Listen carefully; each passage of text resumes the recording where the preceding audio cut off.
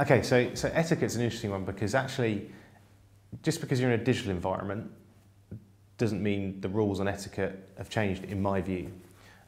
They may evolve and social behaviour might change because of what digital and social media can do, but actually the etiquette shouldn't change. So in a normal world, a physical world, you would think carefully when you act. Obviously, the challenge with a social media world or a digital world is the fact that it's easy to act without thinking. So one of the things that I believe strongly is the fact that your values and rules shouldn't change in the digital world. And they have seemed to change. Lots of organisations, especially in our industry, of where you would try and jump into a social environment and try and acquire a customer if they have a problem with another competitor.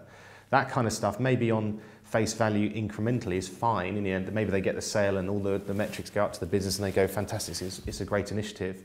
But it's the medium to long term impacts on social behaviour, what people think of the company, the reputation, the loyalty, etc., are the challenges. So the etiquette part is a fantastic part. My advice to any business is the fact that just treat it like you would treat the normal world. And actually, it's probably better to respond when you're asked than respond when you think is right.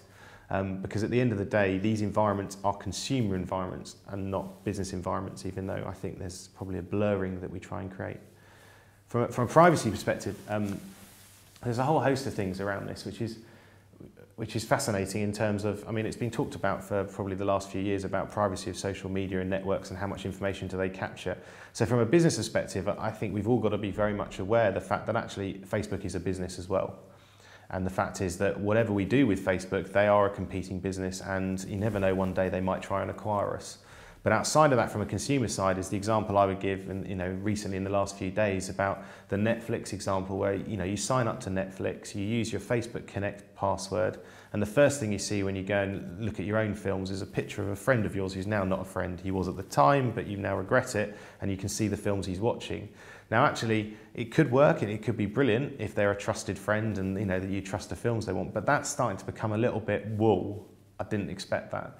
So from one side, it was fantastic. I didn't have to remember a password. I flew in. From the other side, I started thinking, hold on, this Facebook thing is getting cleverer and cleverer than me. So from a consumer point of view, I started thinking, well, okay, I'm going to start to change my preferences and the rules and what it allows me to see.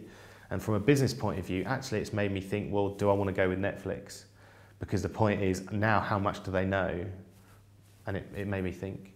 There's another part that I think is fascinating recently about Facebook and friends, is that there's a psychologist, and I don't remember his name, but who talked about the fact that actually it's impossible, or it's improbable that you can have 200, 300, 400 friends. If you do have them, then the logic is you only have 24/7 kind of hours in your life, that those relationships become less strong. So from a business perspective, this is quite fascinating. So where we are today with social media, and it's probably gone through various different steps in my view, we've kind of gone through the phase of how many friends have you got is brilliant as one example of how the trends have changed.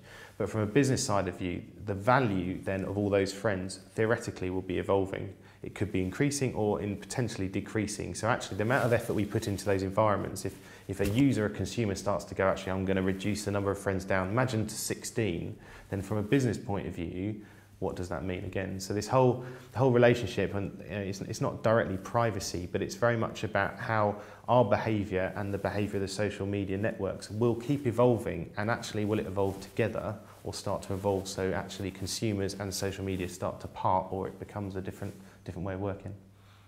And in my view, actually, Google Plus is interesting.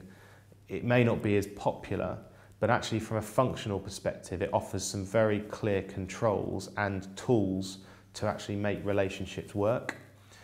And it might be something from a business point of view that starts to become either adopted in a core business for themselves, their employees, because it helps you share and communicate in a way that is in control and constructed in a good way.